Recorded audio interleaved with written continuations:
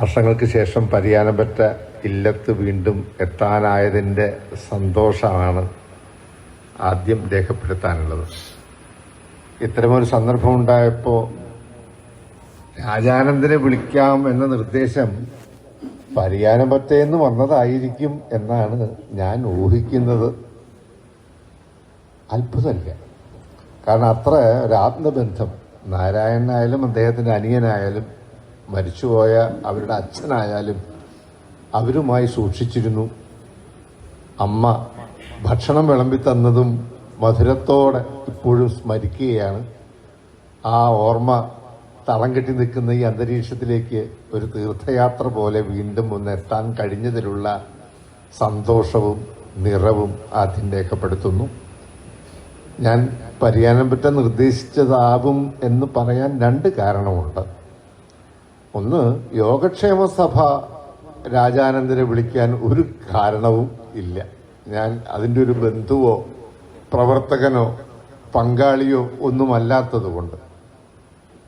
അക്ഷരശ്ലോകവേദി പ്രഭാഷകനായി രാജാനന്ദനെ പരിഗണിക്കും എന്ന് ഞാൻ പ്രതീക്ഷിക്കുന്നുമില്ല. അക്ഷരശ്ലോകത്തെ സംബന്ധിച്ച് അതിൻ്റെ ഉണ്മ, അതിൻ്റെ സാങ്കത്യം, അതിൻ്റെ പ്രസക്തി, അതിൻ്റെ വളർച്ചയുടെ ദിശ, അതിൻ്റെ ആവിഷ്കാര രീതിശാസ്ത്രം, എല്ലാ കാര്യങ്ങളെ സംബന്ധിച്ചും ഒരുപാട് സംശയങ്ങൾ മാത്രം കൊണ്ട് നടക്കുന്ന ഒരു വ്യക്തിയാണ് ഞാൻ. ഇടയ്ക്ക് തോന്നും കെ ജി ശങ്കരപ്പിള്ളയുടെ കവിത വായിക്കേണ്ട ഞാൻ ഈ ഒറോങ്കരുടെ ശ്ലോകം ചൊല്ലി നടക്കുകയാണോ വേണ്ടത് എന്ന്. മാത്രമല്ല, ചില വേദികളിൽ പരിഹസിക്കപ്പെടും. ഒരു പുതിയ കാല കവിയുടെ പേര് ഞാൻ പറയാതിരിക്കുകയാവും ചിലപ്പോൾ ശരി. കവിത ഇങ്ങനെയാണ്: കവിയരങ്ങിൽ കസേരകൾ ഇട്ടിട്ടുണ്ട്, കസേരകളിൽ കഠിനമായ മൂട്ടയുടെ ശല്യവും ഉണ്ടായിരുന്നു. വാക്യങ്ങൾ ഇങ്ങനെയല്ല, കവിതയുടെ ആശയം ഇങ്ങനെയാണ്. പക്ഷെ ഒരു മുതുകിഴവൻ അക്ഷരശ്ലോകവും കവികളുടെ കൂട്ടത്തിലുണ്ടായിരുന്നു. മൂട്ടകൾക്ക് അക്ഷരശ്ലോകത്തെ ആക്രമിക്കാനാവുമോ? ബാക്കി എല്ലാവരും എഴുന്നേറ്റ് പോയിട്ടും ഈ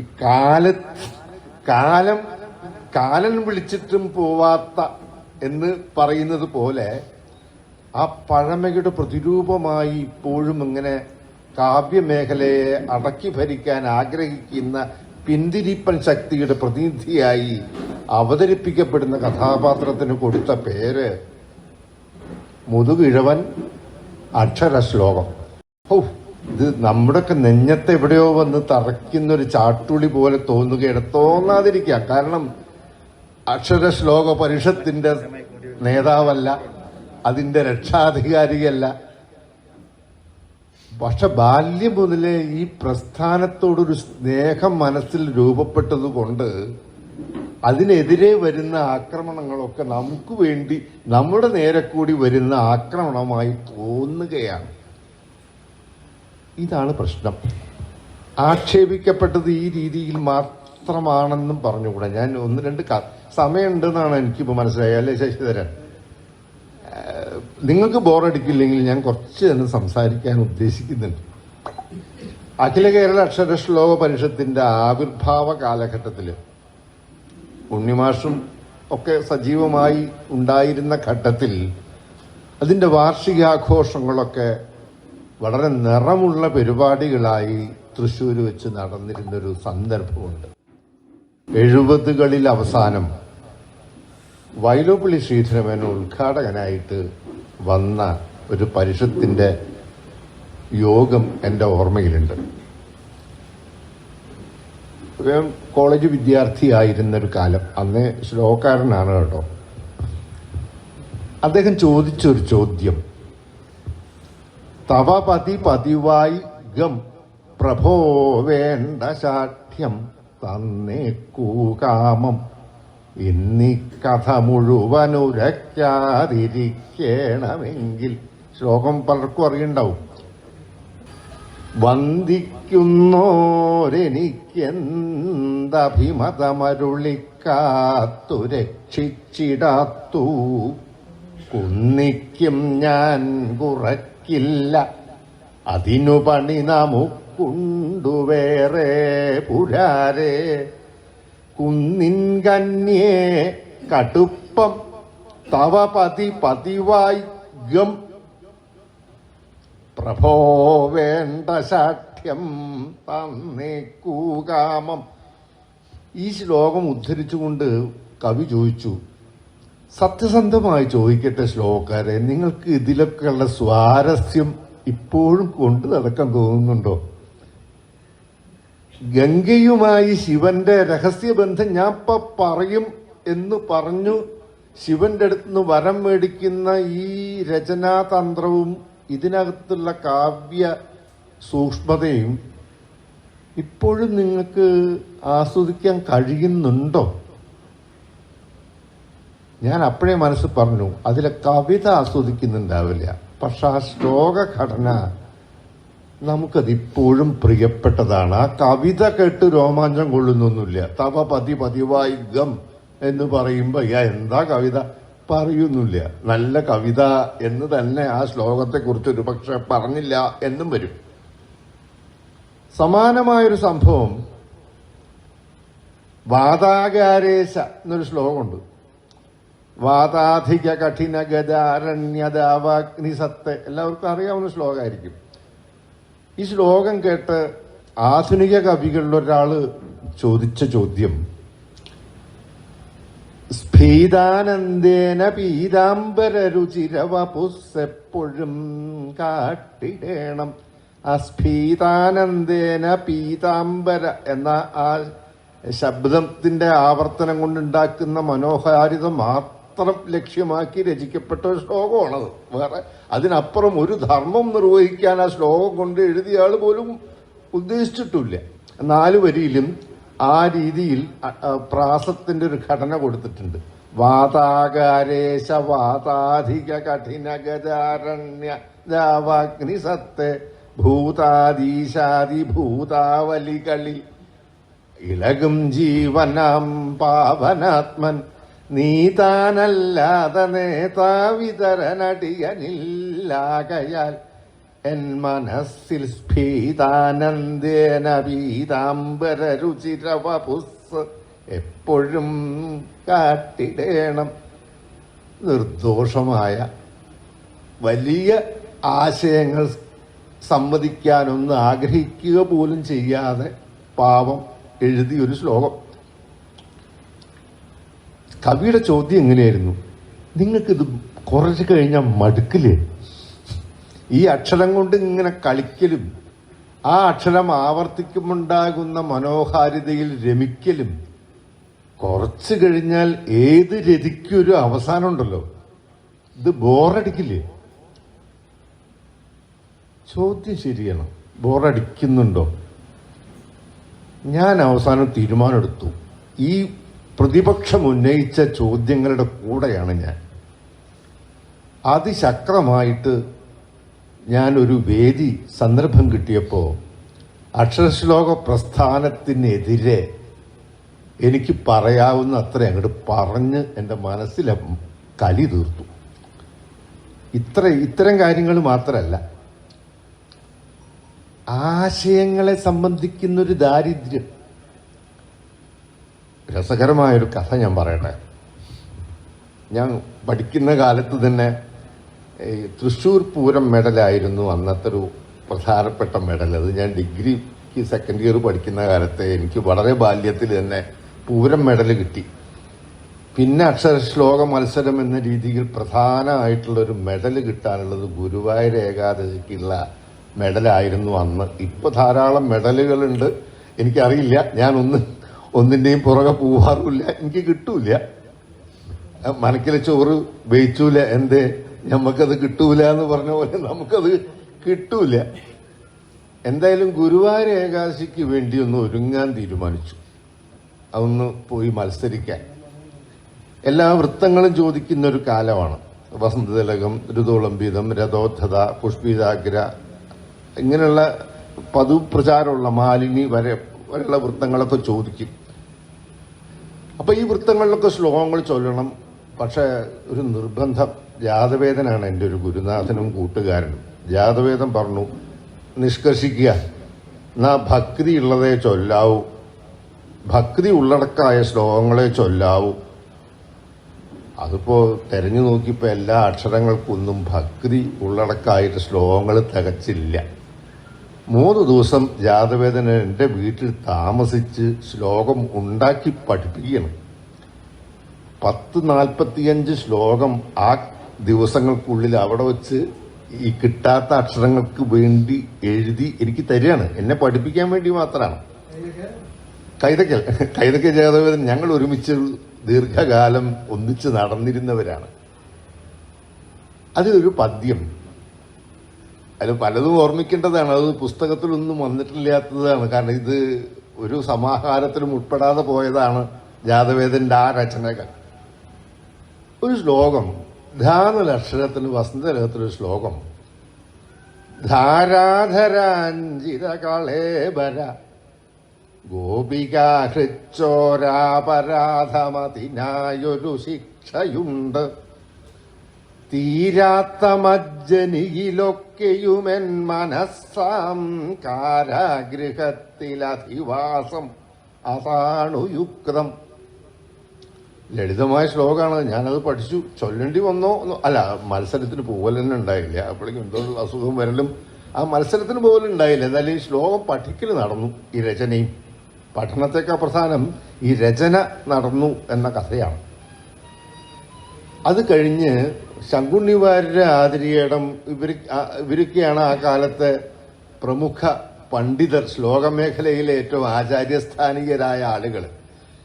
ഞങ്ങൾ ഒരുമിച്ച് ചിലപ്പോൾ ആതിരിയിടത്തേക്ക് ചെല്ലും. പോർക്കുളത്താണ് അദ്ദേഹത്തിന്റെ ഇല്ലം.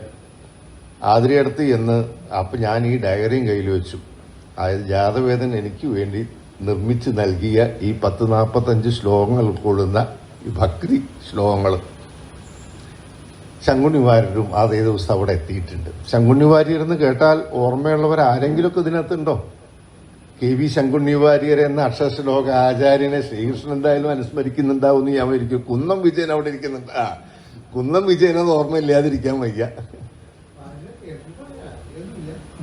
ശങ്കുണ്ണി വാര്യർ, വാര്യർ അന്ന് എനിക്ക് വാര്യരെ പറ്റി പറയാനൊക്കെ ഒരുപാട് പറയാനുണ്ടാവും. എനിക്ക് ഞാൻ വരാം.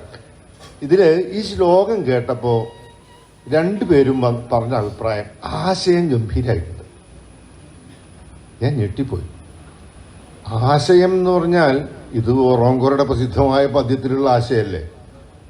അത് ഞാൻ ചോദിച്ചു, ഇത് ഒറോങ്കോരുടെ ശ്ലോകത്തിലുള്ള ആശയല്ലേ? ഇതിപ്പോ കനിവളിലുദിക്കൊല്ല കാരുണ്യരാശ എന്ന് ഒറോങ്കോരുടെ വളരെ പ്രസിദ്ധമായ ശ്ലോകമാണത്. എല്ലാവർക്കും അറിയാവുന്നതാണ്. ദമർത്യാകാരേണ ഗോപീവസന നിരക വർണ്ണോരു ദൈത്യാരിയെ എന്ന ശ്ലോകം. അതേ ആശയമൊന്ന് വസന്തലഹത്തിലാക്കി എന്നല്ലാതെ കണ്ട് പുതിയൊരു ആശയമൊന്നും ജാതവേദൻ ഈ ശ്ലോകത്തിനകത്ത് നിബന്ധിച്ചില്ലല്ലോ. അതുകൊണ്ടല്ല, നല്ല ആശയാണ്. അതുകൊണ്ടാണല്ലോ ഓറോങ്കര എഴുതിയത്. നല്ല ആശയാണ്. നല്ല ആശയം എന്ന ആശയത്തിന് പോലും ഒരുതരം ജഡത്വം. കൽപ്പനകൾ എന്ന രീതിയിൽ ഒരു വർണ്ണനയ്ക്ക് വേണ്ടി അവലംബിക്കുന്ന മെറ്റഫേഴ്സ്, ഉപമകൾ ഒക്കെ ഉണ്ടല്ലോ, അതിനൊരുതരം ജഡത്വം. പല്ല് എന്ന് പറഞ്ഞാൽ മുല്ലമൊട്ട എന്ന് പറയുക, തലമുടി എന്ന് പറഞ്ഞാൽ കാർമേഘം എന്ന് പറയുക, അല്ലെങ്കിൽ ഇരുട്ട് എന്ന് പറയുക, കണ്ണ് എന്ന് പറയുമ്പോൾ താമരപ്പൂവിന്റെ എതൾ എന്ന് പറയുക, മുഖം എന്ന് പറയുമ്പോൾ താമര എന്നോ ചന്ദ്രൻ എന്നോ പറയുക എന്ന് മാത്രമല്ല, ഇത് പറയണതിന്റെ ഒരു അടുത്ത ഘട്ടം മുല്ലപ്പൂവിനോട് തുല്യമായ പല്ല് എന്നൊരു ഘട്ടത്തിൽ പറയും. പിന്നെ മുല്ലപ്പൂവ് കപ്പം കൊടുത്തു പോകുന്ന പല്ല് എന്ന് പിന്നൊരിക്കൽ പറയും. മുല്ലപ്പൂവിനോട് എതിർത്ത് തോറ്റോടിപ്പോകുന്ന പല്ല് എന്ന് പിന്നൊരിക്കൽ പറയും. ഇത് തന്നെ ഭാഷ ഇങ്ങനെ മാറ്റി പല രീതിയിൽ പറയും.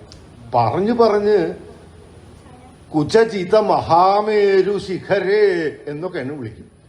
കുചജിത മഹാമേരു ശിഖരേ. ആ വാക്കിന്റെ യഥാർത്ഥമായ അർത്ഥം എവിടെയോ ചോർന്നു പോയിരിക്കുന്നു. നതാങ്കി എന്ന വാക്കിന് നാം സന്നതാങ്കി എന്ന് പറയുകയാണെങ്കിൽ സമ്യക്കാകുമണ്ണം നതമായ അംഗത്തോടു കൂടിയവൾ എന്നൊക്കെയാണ് നമ്മൾ ധരിക്കുന്ന അർത്ഥമെങ്കിൽ തെറ്റ്. പെണ്ണ് എന്നേ അർത്ഥമുള്ളൂ. ഒടുവിലിന്റെ ഒരു പട്ടിക്കഥ. പണ്ടേതോ പട്ടിയായിട്ടൊരു കുറുനരി ഇഷ്ടമായിട്ട് പട്ടിയും കുറുക്കനും കൂടി കാട്ടുപോയി. പട്ടിക്ക് ഗർഭമായിരുന്നു. പട്ടി പ്രസവിക്കുന്നതിന് മുമ്പ് ഒരു പുലിയെ നേരിട്ട ഒരു രസകരമായ കഥ ഒടുവിലിന്റെ ഒരു പദ്യമുണ്ട്. പട്ടിക്കഥ എന്നാണ് അതിന്റെ പേര്. പന്തണ്ണിസ്തന്നി കരഞ്ഞിടായികന്നി എന്നൊക്കെയാണ് കുറുക്കൻ പട്ടിയെ സംബോധന ചെയ്യുന്നത്. അവിടെ ആ വാക്കിന്റെ അർത്ഥമൊന്നും ആലോചിക്കരുത്. അളിച്ചാർത്തണിക്കൂന്തലാളാം സതിക്കും എന്ന് മഹാകവി വള്ളത്തോള് അദ്ദേഹത്തിന്റെ കൂട്ടുകാരന് കത്തെഴുതുമ്പോൾ പോലും 75 വയസ്സായ സ്ത്രീയെ കുറിച്ചാണ് പറയുന്നത് അളിച്ചാർത്തണിക്കൂന്തലാൾന്ന്. അപ്പൊ ഇതിന്റെ കേവലമായ അർത്ഥങ്ങളൊക്കെ നഷ്ടപ്പെട്ടു പോകുന്ന ഒരു ജഡാവസ്ഥയിലേക്ക് എത്തിപ്പെട്ടിരിക്കുന്നു. ഇതൊക്കെയാണ് ഞാൻ ഉന്നയിച്ച ചോദ്യങ്ങളെങ്കിൽ തിരിച്ചിറങ്ങി വന്നത് ആ സദസ്സിൽ വളരെ ബഹുമാനിക്കുന്ന ഇപ്പോഴും ഞാൻ ഈശ്വരനെ പോലെ ആരാധിക്കുന്ന ഒരു സാഹിത്യ നിരൂപകൻ ഉണ്ടായിരുന്നു. തൃശ്ശൂർക്കാരൻ തന്നെയാണ്, KP ശങ്കരൻ മാഷ്. മാഷെ, ഞാൻ പറഞ്ഞത് ശരിയല്ലേ? മാഷ് പറഞ്ഞ വാക്യം ഞാൻ മറക്കില്ല എന്ന് മാത്രമല്ല, അതെനിക്ക് ഒരു കണ്ണ് തുറക്കലായിരുന്നു, അല്ലെങ്കിൽ വഴി കാണിക്കലായിരുന്നു എന്ന് പറയാൻ വേണ്ടിയാണ് ഈ ആമുഖ വിശദീകരണങ്ങളൊക്കെ ഉണ്ടായത്. രാജാനന്ദൻ പറഞ്ഞതൊക്കെയാണ് ശരി. പക്ഷെ അതാണ് അതിൻ്റെ ചന്തം എന്ന രീതിയിൽ ഈ അക്ഷരശ്ലോകത്തിന്റെ ഭാവുകത്വത്തെ പരിരക്ഷിക്കേണ്ടതുണ്ട് എന്ന ഒരു സാമൂഹ്യ ഉത്തരവാദിത്വം ഏറ്റെടുക്കുകയാണ് സാംസ്കാരിക രംഗം ഇപ്പൊ ചെയ്യേണ്ടത് എന്ന് ഞാൻ പറയും. എന്ന് ശങ്കരൻ മാഷ് പറഞ്ഞ ആശയം മനസ്സിലായല്ലോ. ഈ ജഡത്വം അതിനകത്തുണ്ട്. ആ ജഡത്വത്തോടു കൂടി ഇതിന്റെ ഘടനയെ പരിരക്ഷിക്കുന്ന ഈ ഒരു സംവിധാനം ഉണ്ടല്ലോ, അക്ഷരശ്ലോകത്തിന് സമാനമായി മറ്റൊന്ന് ഭാഷയിൽ ഇല്ലാത്തത് കൊണ്ട് തന്നെ ഇത് പരിരക്ഷിക്കപ്പെടേണ്ടതാണ് എന്ന് എല്ലാ സാംസ്കാരിക മേഖലയിലുള്ള പ്രവർത്തകരും തീരുമാനിക്കേണ്ടതാണ് എന്നതാണ് എൻ്റെ അഭിപ്രായം. ഇത് അതായത് ഇപ്പോൾ ഇടതുപക്ഷത്തിൻ്റെയൊക്കെ ആണെങ്കിൽ പാർട്ടി കമ്മിറ്റികളിലും ചർച്ച ചെയ്യേണ്ട പുരോഗമന കലാസാഹിത്യ സംഘം ഉൾപ്പെടെയുള്ള പ്രസ്ഥാനങ്ങൾ ഏറ്റെടുക്കേണ്ട ഉത്തരവാദിത്വം കൂടിയാണ് എന്നുകൂടിയുള്ള അർത്ഥത്തിലാണ് ശങ്കരൻ മാഷ് അത് പറഞ്ഞത്. അതിലൊരു വലിയ ശരിയുണ്ട്. എന്താണ് ഇത് സംരക്ഷിക്കുന്നതിൻ്റെ പ്രാധാന്യം എന്ന് നമ്മൾ തിരിച്ചറിയേണ്ടതുണ്ട് എന്നെനിക്ക് തോന്നി. അപ്പം ഞാൻ വിഷയത്തിലേക്ക് വരികയാണ്. വിരസമാവുന്നുണ്ടെങ്കിൽ ആർക്കെങ്കിലും കൈയൊന്ന് ഉയർത്തിയാൽ മതി കേട്ടോ. നിർത്തൂന്ന് മുഴുവൻ പറയണ്ട. എന്ന് പറഞ്ഞാൽ രാജാനന്ദൻ നിർത്തും. പരിയാമറ്റ നാരായണൻ സ്വാഗതം പറയുന്ന കൂട്ടത്തിൽ പറഞ്ഞൊരു വാക്യം അദ്ദേഹം എത്രമാത്രം ബോധപൂർവം പറഞ്ഞതാണെന്നറിയില്ല. അടിവരയിട്ട് സൂക്ഷിക്കേണ്ട ഒരു വാക്കാണ് ക്ലാസിക്കൽ കല. ക്ലാസിക് എന്ന വാക്കല്ല, ക്ലാസിക്കൽ എന്ന സംജ്ഞ കൊണ്ട് നമ്മൾ വിവക്ഷിക്കുന്നത് മറ്റൊന്നാണ്. എവർ ഫ്രഷ് എന്ന അർത്ഥത്തിലാണ് ക്ലാസിക് എന്നുള്ള ഇംഗ്ലീഷ് പദം വരിക. ക്ലാസിക്കൽ എന്നത് ഒരു കലാമേഖലയിലെ ഒരു പ്രത്യേക ഭാവുകത്വത്തെ നമ്മൾ പേരിട്ട് വിളിക്കുന്ന ഒന്നാണ്. അതിന്റെ മൗലികമായ ഗുണസവിശേഷതകൾ ഇടപേർത്ത് വിശദീകരിക്കുമ്പോൾ കൃത്യമാണ് അക്ഷരശ്ലോകത്തെ ആ പട്ടികയിലേക്കാണ് ഉൾപ്പെടുത്തേണ്ടത്. അതിലൊന്ന്, ഇത് ആസ്വദിക്കാൻ ഒരു അനുശീലനം ആവശ്യമാവുക. ഒരു കഥകളി ആസ്വദിക്കണമെങ്കിൽ യഥാൽ ചെന്ന് കാണാനാവാത്തതുപോലെ ഒരു നല്ല സംഗീത കച്ചേരി യഥാൽ ചെന്ന് കേൾക്കാൻ ഒരാൾക്കാവാത്തതുപോലെ ഒരു നല്ല പഞ്ചവാദ്യം ഒന്ന് ചെന്നാൽ 2 മിനിറ്റ് നേരം കേൾക്കാമെന്നതിനപ്പുറം പഞ്ചവാദ്യത്തിന്റെ സൂക്ഷ്മമായ ലാവണ്യ പ്രകരണ സവിശേഷതകൾ തിരിച്ചറിഞ്ഞുകൊണ്ട് ആസ്വദിക്കാൻ ഒരനുശീലനം ആവശ്യമാണ് അക്ഷരശ്ലോകത്തിന്. നമ്മൾ ധരിക്കും എല്ലാവർക്കും ആസ്വാദ്യമാകുന്ന അല്ല, ശ്ലോകവുമായിട്ട് ബന്ധമില്ലാത്ത, ശ്ലോകം കേട്ട് അതിൻ്റെ ഒരു സംസ്കാരത്തെ അനുശീലിച്ചിട്ടില്ലാത്ത ആളുകൾക്ക് വിരസമാകാൻ വേറൊന്നും വേണ്ട. അക്ഷര ശ്ലോകം പോലെ ഇത് എന്താ ഒരു ശബ്ദം ഇങ്ങനെ ഉണ്ടാക്കണമെന്നല്ലാതെ ഇതെന്താ ഒന്നും മനസ്സിലാവണില്ല. ഒന്നും മനസ്സിലാവുന്ന പോലെ ഒന്നുമല്ലല്ലോ. പ്രഥമ ശ്രവണത്തിൽ അർത്ഥം ഗ്രഹിക്കാവുന്ന ശ്ലോകങ്ങൾ ചൊല്ലുക എന്നത് നമ്മുടെ ധർമ്മമാണെന്ന് ശ്ലോകക്കാരും ധരിച്ചിട്ടില്ല. ഈ മലയാളത്തിലും ലളിതമായും കൊച്ചു കൊച്ചു കാര്യങ്ങൾ മാത്രം പറയുന്ന ശ്ലോകം ചൊല്ലിക്കൊണ്ടിരുന്നാൽ നമുക്ക് ബോറടിക്കുക. നമുക്ക് അവിടെ പോയി ശശി ഇപ്പൊ ശ്ലോകം ചൊല്ലാൻ പറഞ്ഞ ആദ്യം ചൊല്ലാൻ പോണത് ഒറോങ്കരുടെ പ്രാണായാമക്രമത്തിൽ പവന വിധൃതി ചെയ്ത് എന്നൊക്കെ ആയിരിക്കും. അത് ചൊല്ലാനാ സുഖം ആണല്ലോ, നിഷേധിക്കുന്നില്ലല്ലോ. എല്ലാവർക്കും ലളിതമായി മനസ്സിലാവുന്ന ശ്ലോകങ്ങൾ ചൊല്ലുക എന്നതിൽ അഭിരമിക്കുകയല്ല ശ്ലോകം ചൊല്ലുന്ന മനസ്സ് ചെയ്യുന്നത്. അപ്പൊ തീർച്ചയാണ് ഇവിടെ ആവിഷ്കരിക്കപ്പെടുന്ന ശ്ലോകങ്ങളെ ആസ്വദിക്കുക എന്ന ക്രിയ നിർവഹിക്കപ്പെടണമെങ്കിൽ അനുശീലനം ആവശ്യമാണ് എന്നതൊന്ന്.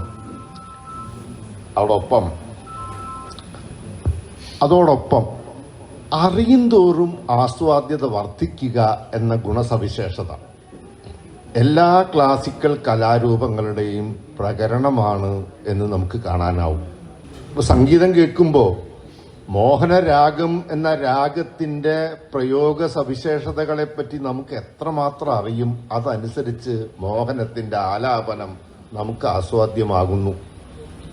ചെമ്പട താളത്തിന്റെ വിരിവും ഘടനയും തായമ്പകയുടെ പ്രകൃതിയും തിരിച്ചറിഞ്ഞുകൊണ്ട് കേൾക്കുമ്പോഴേ എണ്ണം, മറിയെണ്ണം, കൊട്ടിക്കൂർപ്പിക്കൽ, ഏറ്റിച്ചുരുക്കൽ തുടങ്ങിയ തന്ത്രങ്ങളിലൂടെ വികസിക്കുന്ന തായമ്പകയുടെ ലാവണ്യത്തെയും നമുക്ക് ആസ്വദിക്കാനാവും. അറിയും തോറും ആസ്വാദ്യത വർദ്ധിക്കുക എന്ന ഗുണം.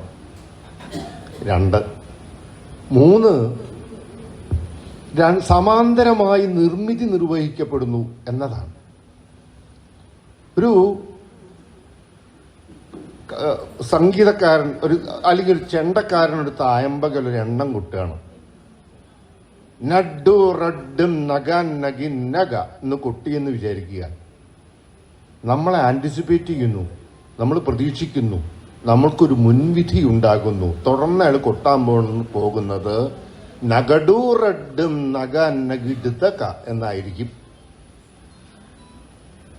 ഓരോന്നിലും ഗിന്നകൻ അക്കാം എന്ന് കൊട്ടിയാൽ അപ്പൊ നമ്മൾ വിചാരിക്കും ഇനി അടുത്തത് ഗിടുതക്ക അക്കാം എന്ന് തന്നെയാവും കൊട്ടുക. അങ്ങനെ അയാൾ കൊട്ടും. നമ്മളിങ്ങനെ ഇനി അദ്ദേഹം ഇന്നതാണ് കൊട്ടുക എന്ന് മനസ്സിൽ കാണുക, മനസ്സിൽ കണ്ടതുപോലെ അദ്ദേഹം കൊട്ടുക. സംഗീതം രാഗം ഇങ്ങനെ ആലാപിക്കുമ്പോൾ ഇനി പഞ്ചമത്തിലേക്ക് അല്ലെങ്കിൽ ഇനി ദൈവത്തിലേക്ക്, ഇനി അങ്ങനെ പാടാൻ കഴിവില്ലെങ്കിൽ പോലും നമ്മൾ മനസ്സുകൊണ്ട് എങ്ങനെയാണ് ആ രാഗാലാപനം പുരോഗമിക്കുന്നത് എന്ന് നമ്മൾ മനസ്സിലങ്ങനെ വിഭാവനം ചെയ്യും. അതിനനുഗുണമാകുന്ന രീതിയിൽ ആവിഷ്കർത്താവ് തന്റെ പ്രയോഗ പദ്ധതിയെ കൂടി നമ്മൾ മുന്നിൽ അവതരിപ്പിക്കുമ്പോൾ നമുക്കത് ആസ്വദിക്കും. ബലേ എന്ന് നമ്മൾ പറയും. ഇത് ക്ലാസിക്കൽ കലകളുടെ പൊതുവെ ഉള്ളൊരു ഒരു പ്രകരണ രീതിയാണെന്ന് തീർച്ചയായിട്ടും പറയാം. നമ്മൾ മനസ്സിൽ പ്രതീക്ഷിച്ച പോലെ തന്നെയാണോ അദ്ദേഹം കൊട്ടിയത്? ആയിക്കോണമെന്നില്ല. പ്രതീക്ഷിക്കുന്നതിനപ്പുറം കൊട്ടും. പ്രതീക്ഷിച്ച പോലെ കൊട്ടുമ്പോൾ നമ്മൾ ബലേ എന്ന് പറഞ്ഞെങ്കിൽ പ്രതീക്ഷിച്ചതിന് മീതെ കൊട്ടുമ്പോൾ അതിബലേ എന്ന് നമ്മൾ ചിലപ്പോ ഉണർന്നാണ് എഴുന്നേറ്റ് ആ കൊട്ടിന്റെ ആസ്വാദ്യത പ്രകടിപ്പിച്ചു എന്ന് വരും. പക്ഷെ ഈ പ്രതീക്ഷിക്കുക എന്ന ക്രിയ അത് നിർത്തില്ല കേട്ടോ. അതങ്ങനെ അനുസ്യൂതം ഈ നിർമ്മിതി, അതായത് ആവിഷ്കർത്താവിനോടൊപ്പം സമാന്തരമായി മറ്റൊരു രൂപത്തെ ആവിഷ്കരിച്ചുകൊണ്ടേയിരിക്കുന്നു മനസ്സിൽ. പ്രയോക്താവിനൊപ്പം പ്രേക്ഷകൻ, അനുവാചകൻ, അല്ലെങ്കിൽ എന്താ പറയുക, ആസ്വാദകൻ എന്നർത്ഥം. ശ്ലോകത്തിൽ ഇത് 2 തരത്തിൽ പ്രവർത്തിക്കുന്നു. രചനയിലാണ് ആദ്യം. ഏതാണ്ട് ഇങ്ങനെ നീങ്ങുമ്പോൾ നമുക്ക് മനസ്സിലാവുമ്പോൾ ഇനി ഇതിങ്ങനെ അടുത്ത വരി ഇങ്ങനെയാവുള്ളൂ. ചൊല്ലാം ധൂമം വലിക്കുന്നവനു കരൾ തരിക്കും കുരയ്ക്കും. വെറുതെ ചൊല്ലി നോക്കൂ, ആര് ചൊല്ലിയാലേ ഒരൊറ്റ വാക്കേ വരുള്ളൂ. ധൂമം വലിക്കുന്നവനു കരൾ തരിക്കും കുരയ്ക്കും. അതെന്താ സംശയം? മരിക്കും.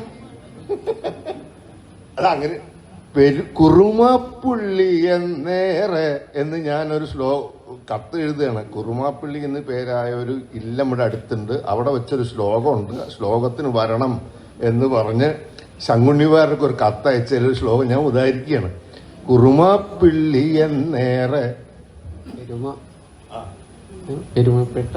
പെരുമപ്പെട്ടൊരാലയം. ഞാൻ എഴുതണ വരി അത് എന്താന്ന് ഇപ്പൊ ശ്രീകൃഷ്ണൻ പറഞ്ഞു, അത് തന്നെ ശങ്കുണ്ണിവാർ എന്നോട് പറഞ്ഞു. അതൊക്കെ അങ്ങനെയല്ലേ അത് എഴുതാൻ പറ്റുള്ളൂ, അങ്ങനെയല്ലേ അത് എഴുതാൻ പറ്റുള്ളൂ. ഇത് ഒപ്പം എഴുതണം. ഇപ്പൊ ഞാനൊരു വരി ചൊല്ലി തന്നെ ശ്രീകൃഷ്ണൻ, അപ്പൊ എന്റെ രണ്ടാമത്തെ വരി ചൊല്ലിയില്ലേ, അരവിവ പെറ്റും. യാദവന്റെ ശ്ലോകം എന്താ? വെറുമൊരു പിടി നീറും വെൺമതിക്കുള്ള കീറും പെരികെ വഴിയുമാറും പെണ്ണു പുൽകുന്ന മാറും അരവിവ പെരുമാറും തമ്പുരാനോടു കൂറും കരുതുകിലവനേറും കാലദോഷങ്ങൾ.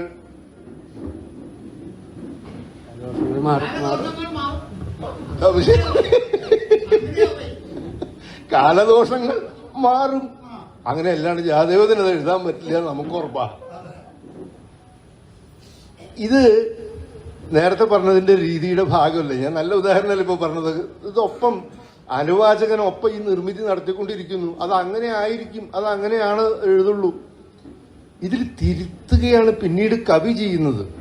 സ്വന്തനിഷ്ഠയതിനാൽ കുളിച്ച് എന്ന ശ്ലോകത്തില് ബന്ധുരംഗരുചി തൂക്കി നിന്നുഷ സന്ധ്യ പോലെയൊരു എന്ന് എഴുതിയാൽ കുന്നം വിജയം ഇപ്പൊ പറയും സുന്ദരാംഗിയാൾ എന്ന് എഴുതണമെന്ന്.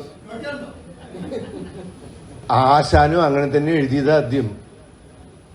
പിന്നീട് ആ കവിത രണ്ടാമത് തിരുത്തിയിട്ട് കുമാരനാശാൻ ആ ശ്ലോകം മാറ്റുകയാണ്.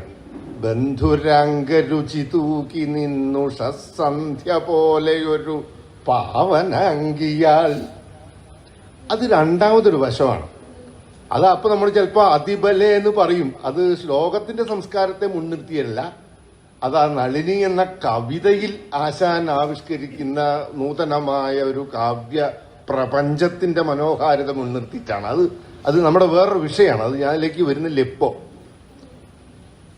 ഈ നിർമ്മിതി സമാന്തരമായി നിർവഹിക്കപ്പെടുന്നു എന്നതോടൊപ്പം ചൊല്ലുമ്പോഴോ ഒരു ഭംഗിയുള്ള ശ്ലോകം ഇപ്പൊ ശശി അങ്ങോട്ട് ചൊല്ലുകയാണെങ്കിൽ ഞാൻ ഒപ്പം ചൊല്ലും. മനസ്സുമുണ്ട്. ഞാൻ മനസ്സിൽ വിചാരിച്ച പോലെയുള്ള സ്ഥലത്ത് കൃത്യമായി യതികൾ വരുന്നു, അവിടെ ശബ്ദം ഉയരുന്നു, അവിടെ ശബ്ദം താഴുന്നു, അവിടെ നിർത്തുന്നു.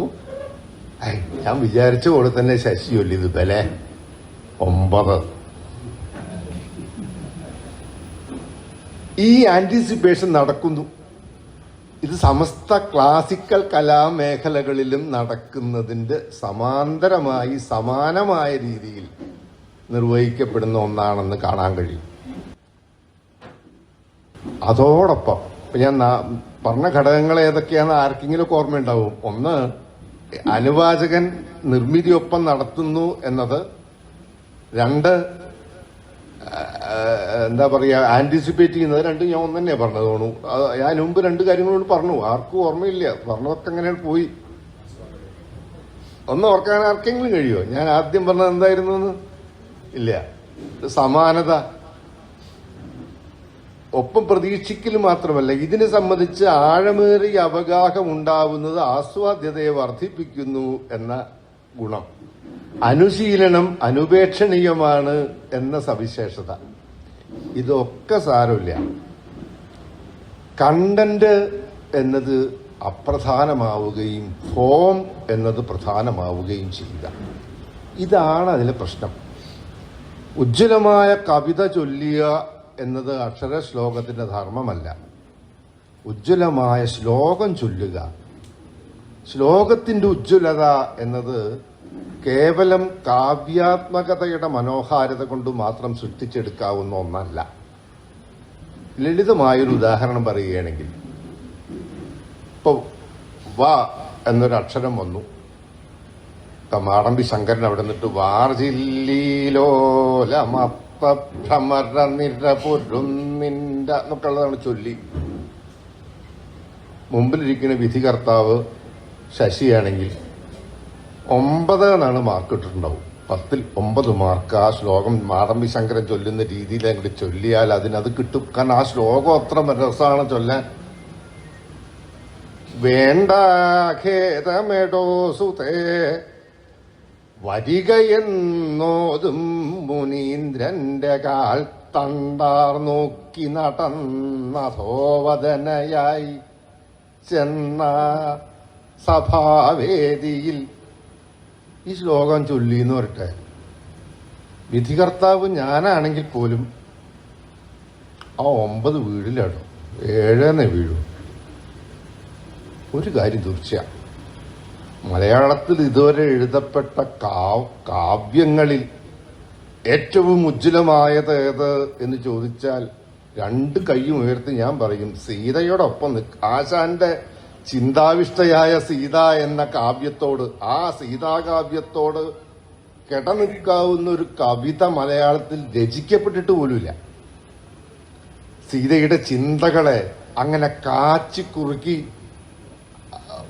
പദ്യരൂപത്തിലാക്കി ആശാൻ എഴുതി വെച്ച ആ പദ്യത്തിന്റെ ഒരു മാസ്മരിക പ്രൗഢിയും മനോഹാരിതയും അതെല്ലാം അങ്ങോട്ട് സംഗ്രഹിച്ച് ഇതുവരെ സീത ശ്രീരാമോപാലംഭം എന്ന രീതിയിൽ നടത്തിയ വിമർശനങ്ങളുടെ ആകത്തുക മുഴുവൻ സംഗ്രഹിച്ച്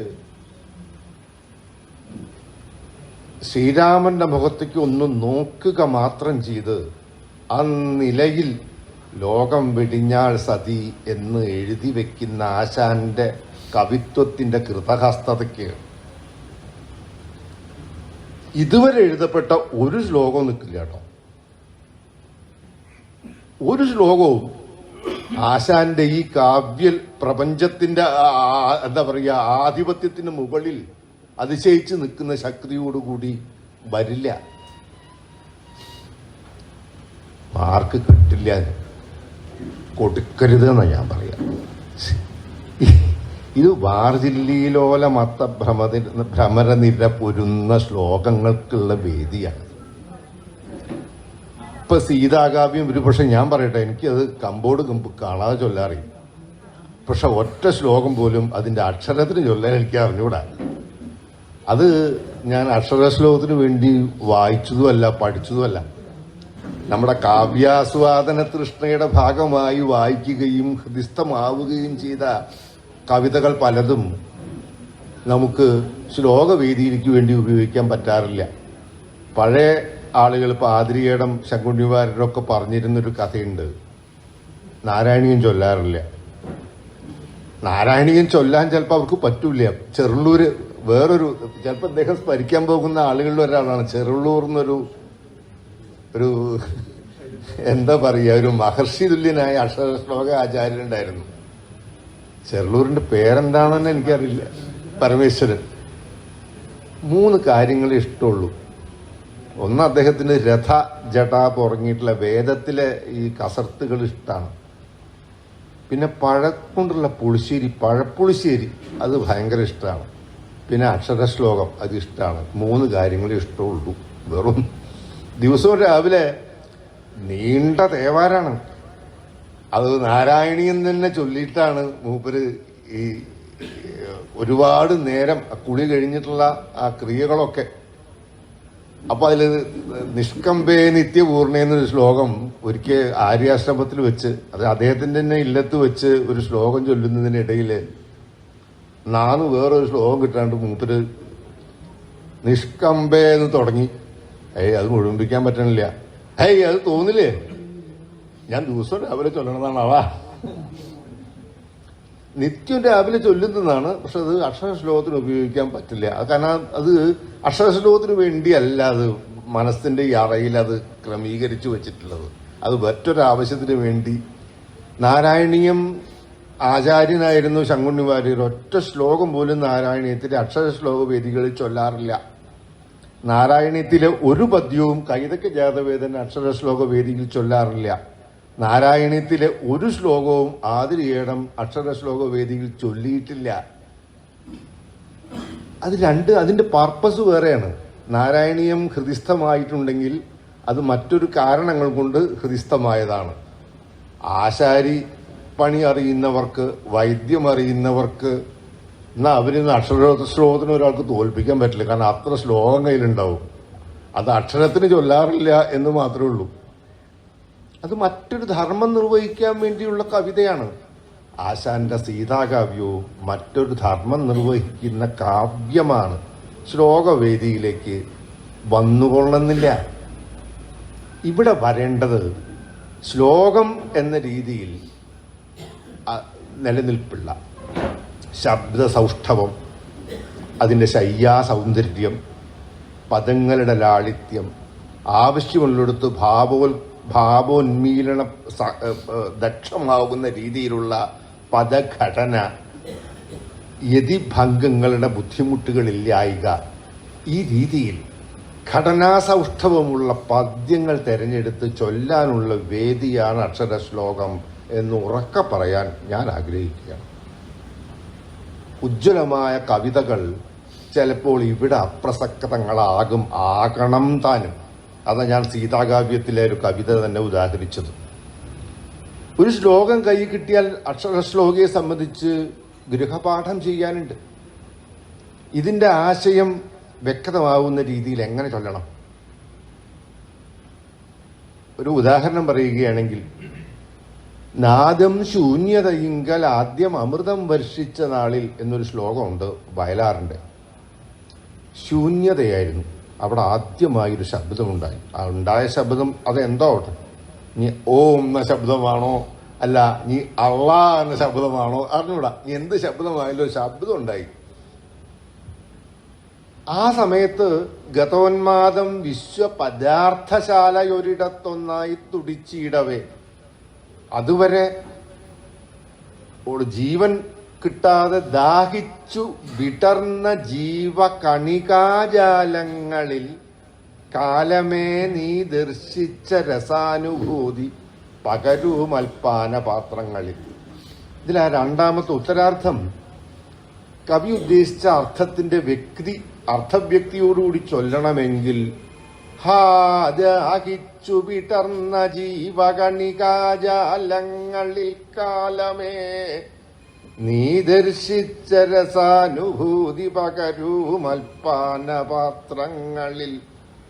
പോരാ, മാർക്ക് 5 നാക്കാം. ഹാദാഹിച്ചു വിടർന്ന ജീവകണികാജാലങ്ങളിൽ കാലമേ നീ ദർശിച്ച രസാനുഭൂതി പകരൂ മൽപ്പാന പാത്രങ്ങളിൽ. 5 ലേശം കൂട്ടാൻ 7 എത്താം. ഹാദാഹിച്ചു വിടർന്ന ജീവകണികാജാലങ്ങളിൽ കാലമേ നീ ദർശിച്ച രസാനുഭൂതി അത് പകരൂ മൽപ്പാനപാത്രങ്ങളിൽ. അപ്പൊ മാർക്ക് കൊടുക്കാം. ഇത് തിരിച്ചറിയാൻ ഭ്രാന്തയ്ക്കുള്ള പളുങ്കുതുക്കണയവേ എന്ന ശ്ലോകം ചൊല്ലുന്ന രീതിയിലാക്കിയെടുക്കാൻ ഇതിന്റെ അർത്ഥവ്യക്തിയായിട്ട് ബന്ധപ്പെട്ടൊരു ഗൃഹപാഠമാണ് ഓരോ ശ്ലോകക്കാരനും വാസ്തവത്തിൽ കഠിനാധ്വാനം ചെയ്തിട്ട് നിർവഹിക്കുന്നത്. പക്ഷെ ഈ ശ്രദ്ധാകേന്ദ്രം മാറുന്നൊരു പുതിയ പ്രവണതയെ ഒന്ന് വിമർശിക്കാൻ വേണ്ടിയാണ് ഞാനിപ്പത് എടുത്തു പറഞ്ഞത്. പഹാദാഹിച്ചു വിടർന്ന എന്ന് പറയുമ്പോൾ ഞാൻ ശ്രദ്ധിച്ച മേഖല നിങ്ങൾക്ക് തിരിച്ചറിയാനായി.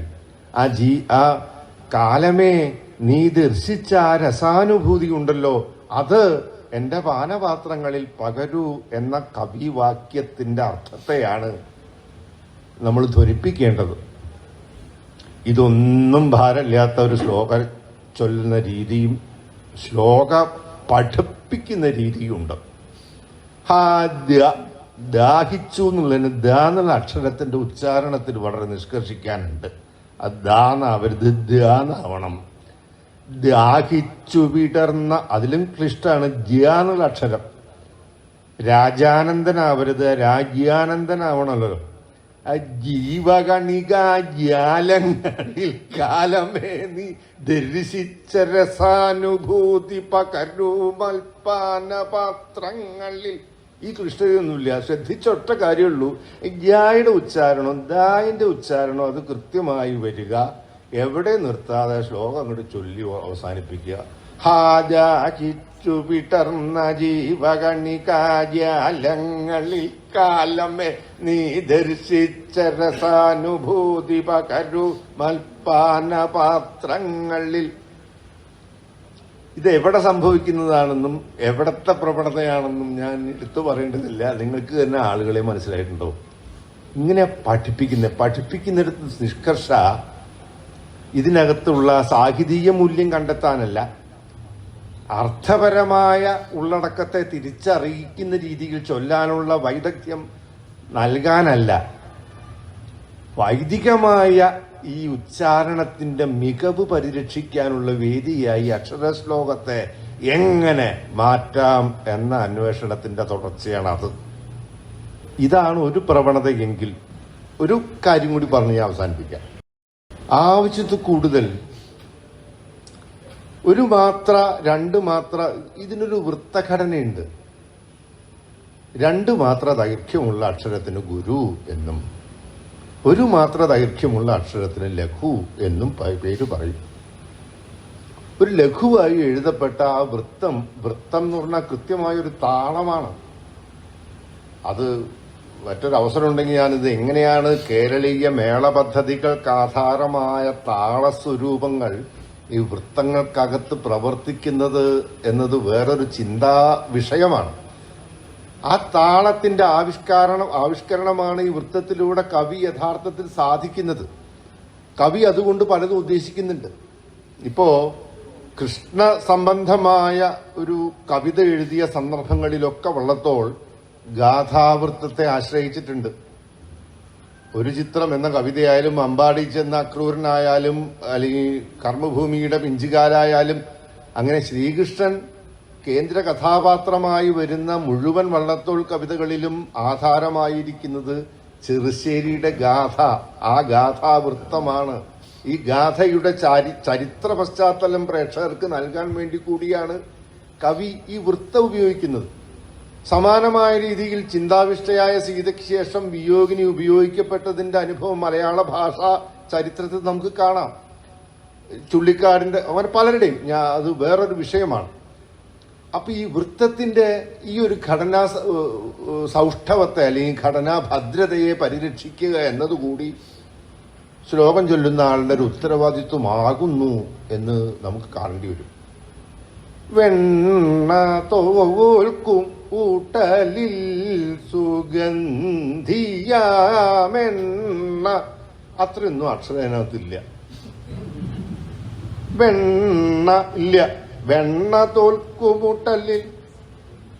എന്താണത്? അതിനു വേണ്ടി ഇങ്ങനെയൊക്കെ ഉണ്ടാക്കണേ? ഇത്ര വളരെ ഈ ഗമകൊക്കെ കൊടുത്ത് ഭൃഗ കൊടുത്ത് വെണ്ണ തോൽക്കും ഊട്ടലിൽ സുഗന്ധിയാമെണ്ണ.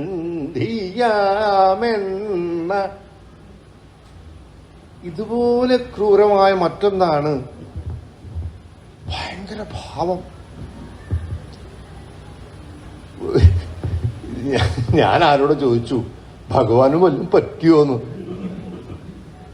സാധാരണ ഒരു ഭക്തി ശ്ലോകം, പീതാംബരം കരവിരാജിത ശംഖചക്ര കൗമോദകീ സരസിജം കരുണാസമുദ്രം.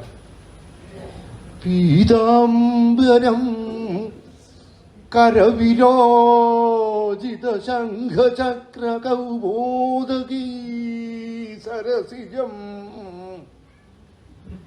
എന്തോ പറ്റിയതുകൊണ്ട് നമ്മളെന്താ അടിയന്തരമായിട്ട് ഇടപെടേണ്ട പോലെ എന്തോ ആപത്ത് ഭഗവാന് സംഭവിച്ചു എന്ന് തോന്നിക്കുന്ന രീതിയിൽ ഭാവം കൊടുത്ത് ആ ശ്ലോകത്തെ മറ്റെന്തോ ആക്കി തീർക്കുന്ന ഒരു പ്രവണത.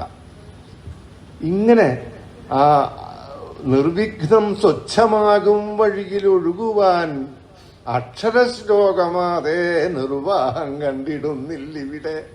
ഇങ്ങനെ കുറെ പ്രതിബന്ധങ്ങൾ സ്വച്ഛമായ ശ്ലോക നദിയുടെ ഒഴുക്കിന് തടസ്സമായി നിൽക്കുന്നുണ്ടോ എന്ന് കൂടി നമ്മൾ ഈ സന്ദർഭത്തിൽ ആലോചിക്കാമെന്ന് എനിക്ക് തോന്നുന്നു. അല്പം ദീർഘിച്ചു പോയി എന്ന് എനിക്ക് തന്നെ അറിയാം. ഞാൻ മനസ്സിൽ ഉദ്ദേശിച്ചതല്ല പറഞ്ഞു വന്നപ്പോൾ പറഞ്ഞത്. എന്നാലും വിരസമായില്ലെങ്കിൽ ഞാൻ സന്തുഷ്ടനാണ്. അഥവാ വിരസമായെങ്കിൽ നിർവ്യാജം എല്ലാവരോടും ക്ഷമ ചോദിച്ചുകൊണ്ട് ഞാൻ തുടർന്ന് സംസാരിക്കുകയാണ്. സർവഥാ അച്ഛനായ ഡോക്ടർ ശ്രീകൃഷ്ണനെ ഏൽപ്പിക്കുന്നു.